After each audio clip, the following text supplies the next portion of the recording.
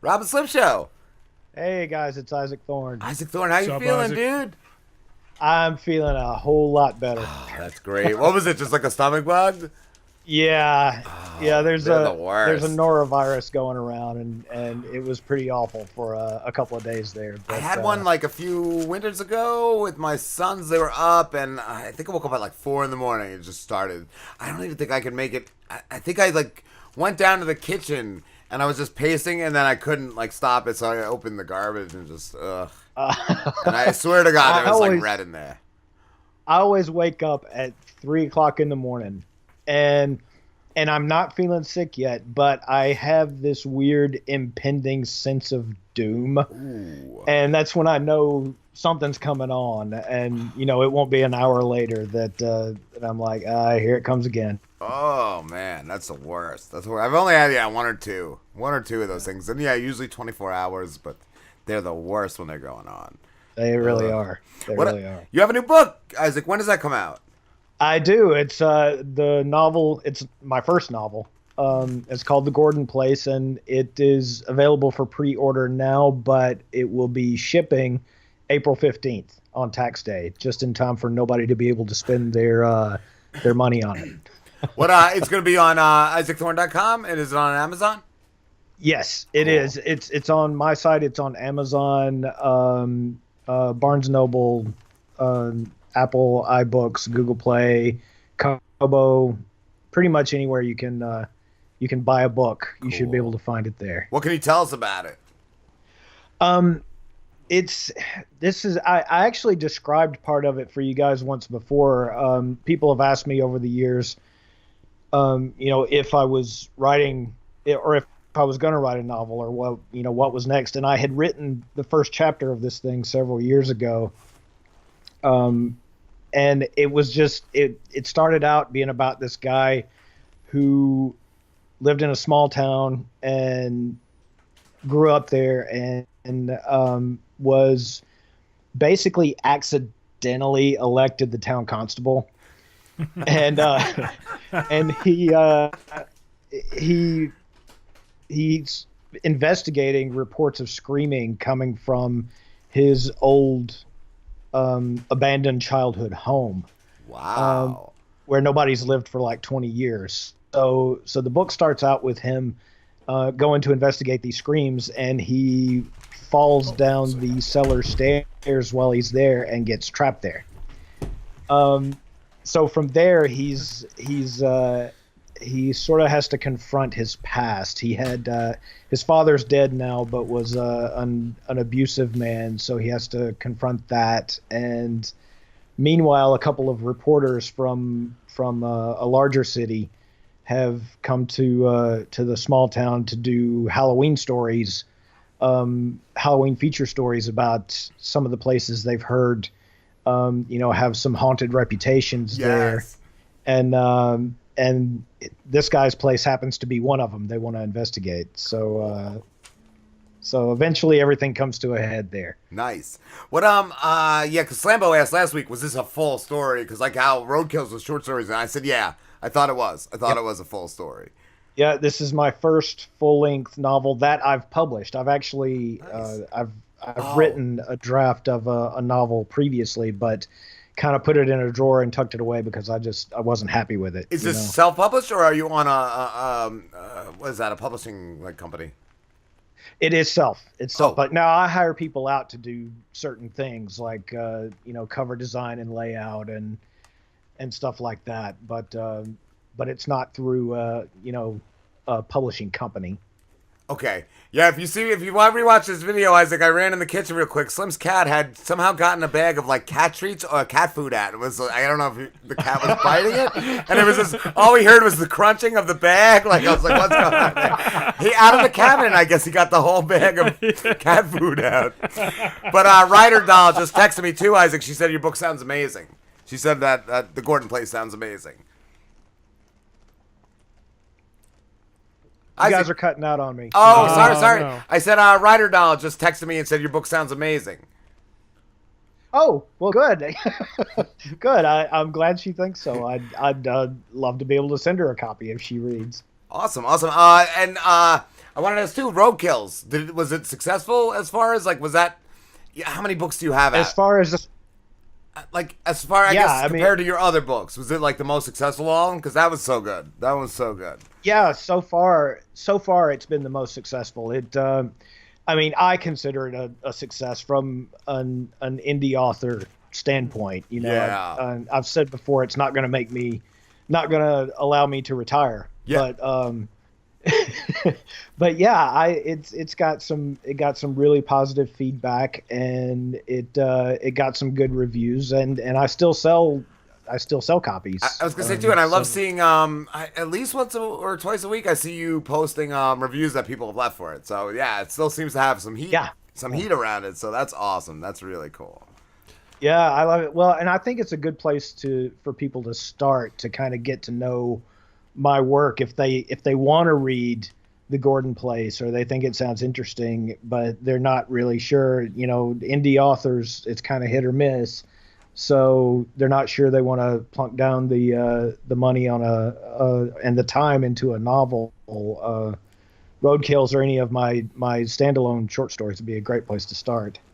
You can say something.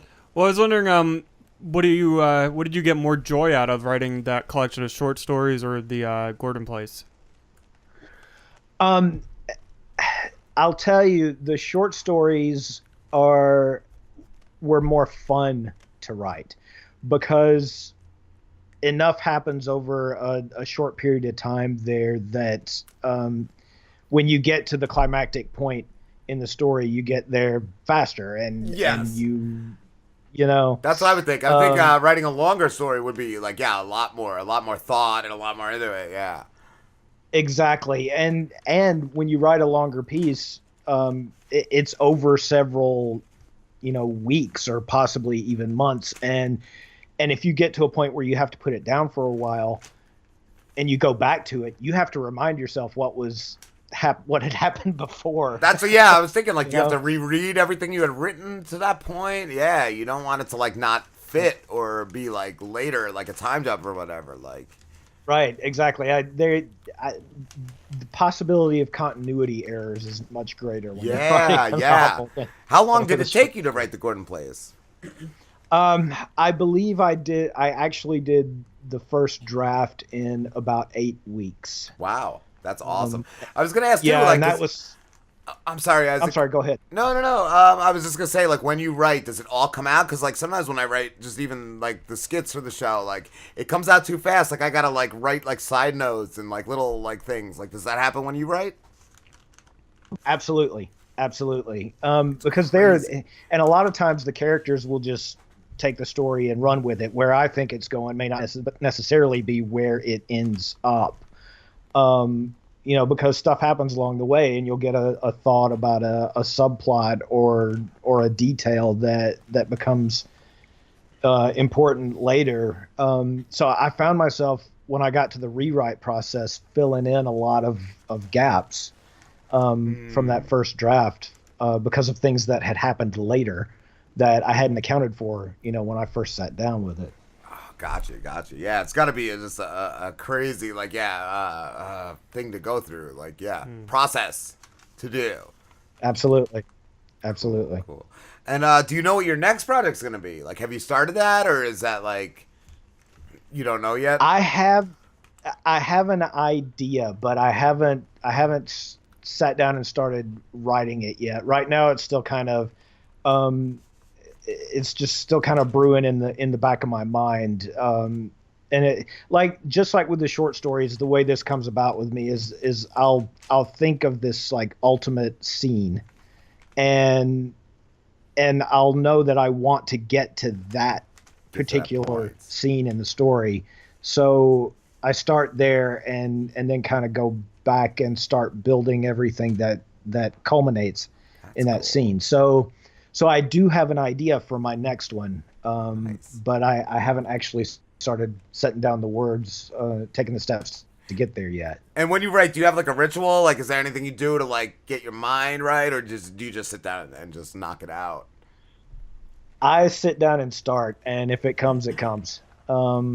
If I'm having a bad day and it doesn't want to doesn't want to work with me, I just have to shut it down and go do something else, you know. Yeah. But most of the time I'll go in my office, here or elsewhere, and kind of shut out the world, close the browsers and close the door. We talked to a guy years ago. He turn said the phone on. when he when he got writer's block or something, he would just clean. I forget, it was like our first season, Slim, and he was an author, and he had a pretty awesome like series of books, and he said, yeah, when he would get like stumped, he would just put that away and he would just clean his apartment. He said sometimes his apartment would just be spotless for like months. That's Ben, I think his name was. Yes.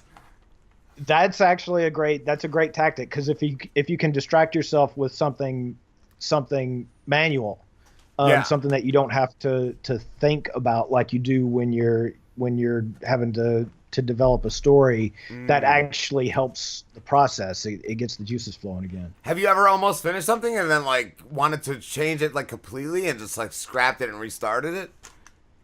Oh yeah, absolutely. Wow. Absolutely. I not with the Gordon Place, but the first draft of the novel I've never published, I actually wrote that draft, and then I call it a first draft. It's technically a second first draft, because I wrote a first draft and then I scrapped it and I started over with the same characters and same setting, and wrote basically the same story but from a different perspective.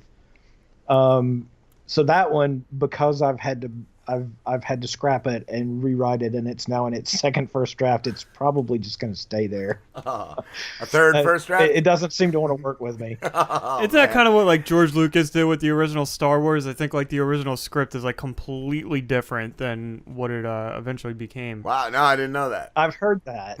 Yeah. I know I printed it out once and like read a little bit of it. Yeah, like, it's actually out there. Like like you can get a read it. copy of it, like it's Wow. written and everything. But That's he just crazy. completely changed it. Damn. Isaac, could you read us something from the Gordon Plays? Absolutely. I've got a section from the first chapter where he's the character's name is Graham Gordon, and he has made his way into the house and is starting to investigate, looking for people in trouble or delinquent kids or hobos or whatever is haunting this place. So I can read you a section from there whenever you guys are ready. All right, I'm muting the mics now. All right. The only net gain for Graham, if it could be considered such, that had come out of the election so far was that he had been able to use the position to convince the town to turn his old homestead over to him for a song and a promise he'd clean up the blight. That had been another lark. In the same town board meeting that had seen him sworn in as constable, there had appeared on the agenda a plan to demolish the old place as a means of curbing the juvenile delinquency it seemed to entice. The rumors being spread by the kids in town had reached the board's ears, and they had come to the same conclusion he had. The place was turning into an attraction for vagrants and ne'er-do-wells. Therefore, tear it down. When the time came for public input on the matter, he had suddenly found himself standing, without having previously planned to do so, and arguing that the place had sentimental value for him and that he'd like a shot at restoring it. He might even turn it into some kind of tourist spot, an idea he'd come to by way of town administrator Patsy Blankenship, she whom he had hung up on moments ago. She had already renovated one old local homestead into a bed and breakfast that hosted the occasional guest or local event. The board had balked at his idea at first, but after he'd promised to either clean up the blight or hand the old Gordon place back to the town for demolition within a year, they had relented. Now he owned the home, a shelter for rats, snakes, vagrants, and bored teenagers. He had no idea where to begin. Graham pushed the thoughts away. This was no time to go second-guessing his life choices and cost himself what little nerve he had summoned to search for trespassers. He sidled up the hall. The back of his shirt created a loud scraping sound against the faded and peeling fleur-de-lis wallpaper covering the entry hall, a remnant of his mother's New Orleans roots. He left his own narrow trail of Wolverine sole prints in the dust on the floor, carefully avoiding stepping on the ones left by the previous visitor. The physical memories of life in the house came flooding back to him. The sound of his footsteps on the hardwood floor, the sound of his father's footsteps. Even the scrape of the wallpaper against the fabric of his shirt bubbled up memories of him dashing all over the house, running his hands and fingers over the walls as he did, just as any normal wild young boy might do. The tiny hook and eye latch that had been meant to secure the cellar door was already undone when he got there. Graham didn't know whether his father had initially installed that latch, but he had always thought it a silly and unnecessary addition. The door to the cellar was no more than 3 uneven slats of painted pine, carelessly supported along their backs by 2 horizontal 2x4s. Large gaps between each slat rendered useless any attempt to keep the cooler air of the cellar out of the entry hall by just shutting the door.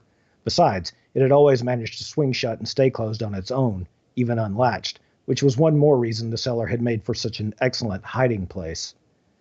A small wooden cabinet knob was mounted a couple of inches below the hook. Graham grabbed it and pulled. The door swung open easily on its spring hinges and without much complaint about the new tension, surprising after so many years of disuse. The ray from his maglite spilled into the opening and revealed 3 splintery and slowly disintegrating steps, approximately 1/4 of the familiar set of plank stairs leading from the mouth of the door before vanishing into the damp darkness below. Graham felt for the light switch just inside the cellar door and flipped it on, but it produced nothing. He had had service activated so he could begin work on the place. Maybe the power company hadn't gotten around to it yet. That would certainly explain the state of the security light out front. "Hello?" he shouted into the depths of the darkness. "Lost Hollow Constable. Is anyone down there?" There was no answer. Graham stepped through the door. He had covered only 1 tread before the sound of the creaking staircase started to get to him. There he paused, not allowing the door to swing shut behind him and not liking the soft and spongy feel of the tread on which he stood. It had much more give in it than he remembered from his youth. From this position, the narrow beam of his maglite enabled him to see the end of the staircase, but nothing beyond. The final step looked black and almost completely rotted away. The one above it didn't appear to be in much better shape. If he went forward, he risked breaking those steps, which would make climbing out of the cellar much more difficult. If he didn't go on, and someone was trapped down here, he might lose his job in disgrace. Worse, a real law enforcement officer, like a county sheriff's deputy, might end up investigating the screams and finding a dead body he'd missed out of fear, in which case he could at the very least be accused of neglecting his duties as an officer of the peace. Maglite secured in his left hand, Graham pawed at his right hip, immediately taking comfort in the shape of the county issue radio clipped to his belt. He ran his fingers along the top of the device until they closed around the volume knob, which he turned to the right. A thin click and a spurt of white noise erupted through the tomb-like silence of the old house. It vanished just as quickly, leaving in its wake the distinct hum of radio silence. Even so, it was reassuring that he had not only remembered to carry his direct connection to the Hollow County Sheriff's Department inside with him, but it also appeared to be in proper working order. Let's hear it for technology, thank God. From somewhere inside his head, he thought, the darkness replied, God ain't got nothing to do with it. The next thing he felt was the bone-crunching shock of something blunt and heavy striking the back of his head. He heard what sounded like the shattering of thick glass. He was able to stay upright just long enough to feel what might have been a trickle of blood oozing from his scalp to the nape of his neck. A pair of unseen hands at his back thrust him into the darkness of the cellar, launching him down the full length of the rickety staircase. He fell forward, plummeting face first into the densely compacted earth beneath the house. The bridge of his nose exploded in a bright starburst of pain. His upper teeth crashed down on his lower lip, ripping open the pliable flesh. He felt an immediate swelling there. A thin stream of hot blood ran tear-like down his chin from the wound. Dimly, he heard the crack of splintered wood as his shins came down last, disintegrating the deteriorated lower steps in a fireworks show of wood rot and ancient dust. His radio went flying when he hit. He heard it shatter in a hiss of static somewhere off to his right. The base of his maglite struck the ground at the same time. It flew from his hand and bounced off the earth once, twice, and rolled some distance over the ground before coming to rest against the farthest cinder block wall of the cellar. The lamp behind the flashlight's lens flickered madly, creating a nauseating strobe effect, a stop-motion version of Graham's shadow on the wall beside him as he at first struggled to regain his feet and then gave up, collapsing flat to the earth. The lamp finally steadied itself at a low burn, illuminating almost nothing about the cellar but the corner in which it had landed. It had come to rest too far from the limit of Graham's reach. He stretched his left arm out for it anyway, hopeful that the darkness had merely created some sort of illusion of depth. His fingers clawed at the dirt for a second or two before they ultimately surrendered and lay still. Graham Gordon lay broken and exhausted on the black earth at the bottom of the cellar stairs. In the fading last rays of his dying maglite, he saw an eye, a disembodied, full white orb, broken by jagged lightning-shaped lines of red capillaries. The iris in the center of the eyeball was a murky, dark brown color, unshining and nearly black. Its pupil was but a pinprick in the beam from the flashlight. It stared at him from just beyond the edge of the darkness, unblinking. Dad? The end. Awesome. That's fucking awesome. All the detail, just in like his body, like hitting the floor, the stairs, and all. Literally feel the thing striking the bed. Yeah. Or the when you said like the wood when it like disintegrated and like started flying, like that was amazing. That was amazing. Thank you very much. Thank you, Isaac. I was gonna ask you too, if you weren't writing horror, what genre would you be writing? Probably either fantasy or science fiction.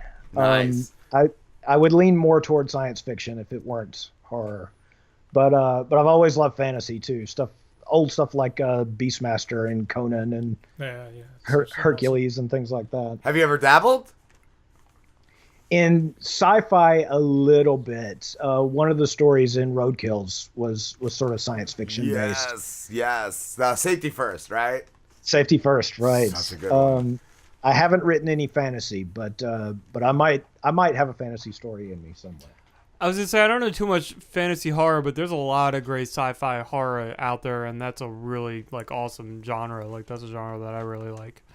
Absolutely. Awesome. I love that you mentioned Conan. They made a PS3 game like at the early when it first came out. It was just amazing. It was amazing. I love the game so much. I've never played that. I didn't know there was a Conan game. Yeah, like I said, like at the beginning of PS3 coming out, like they made it. I don't know if it was only for PS or if they made it on Xbox as well, but it was such a great game. I know there's an MMO. I don't know if that was that, but I don't know how popular it was. Like I said, it was like at the launch basically, but so like I think those games at the beginning just kind of got like forgotten quick. But it was a good one. When does that come out again, Isaac? The Gordon Plays. The Gordon Place comes out April 15th. It's available for pre-order now at my site, Amazon, and IndieBound, I should mention. If you go to indiebound.org, if you've got independent bookstores in your area or you want to find some in your area that you'd like to support, you can actually buy it through them as well. You can pre-order it or order it anywhere. Awesome.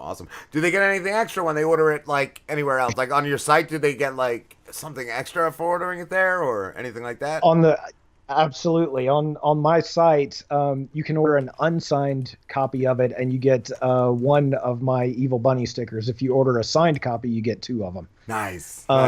So, yeah, and I ship all that out myself. The signed paperback is actually, from me, is the same price as an unsigned paperback from Amazon or anywhere else. That's so awesome. You get just a little bit extra. That's really cool. And I was gonna say too, we originally connected through being connected to you, Trisha Martin. Have you checked out that Lucretia show that her and Gordon have been doing for Lucid Frames? I have. That is awesome. Isn't it good? They've done an incredible job with that. Yes, I was gonna say too. You should do an interview on there. Yeah, absolutely. What Oh, and I was gonna ask you too. Had you heard the voices they did for our Too Many Rapes? I did. Was that last week? A couple weeks ago. That was like the Demon Kids. The Demon Kids they did. Right. Yes. Yeah, I did hear that. Yours is great too. Awesome. Your Krampus was amazing. that was fun. I liked doing Krampus. Cool. If I were gonna do animated voices, voices and animation for a living, I'd want to be an animated Krampus. You were the only person I've ever sent the full script to that's done like one of those side characters. Like usually I'll just send the lines only, but for you, because you don't want them to know what the rest of the yeah, you don't want to know the rest of that shit, but. Oh, Isaac, thank you so much, dude. It's been a blast as always. Absolutely. Thank you. I appreciate you having me on and forgiving my absence last week. It's forgivable. We'll pardon it, right, Slambo? Oh yeah. Always. Glad you're feeling better too, dude. All right. Thanks a lot. Where can everybody find you? IsaacThorne.com and at Isaac R. Thorne on Twitter, Facebook, Instagram, and all that stuff. And it is Thorne with an E. Awesome, brother. Have a good one. Too. Thanks a lot. Have a good one, man. Thank you. We will be back with Sock Cop. I hope none of you guys have been speeding because he doesn't like speeders.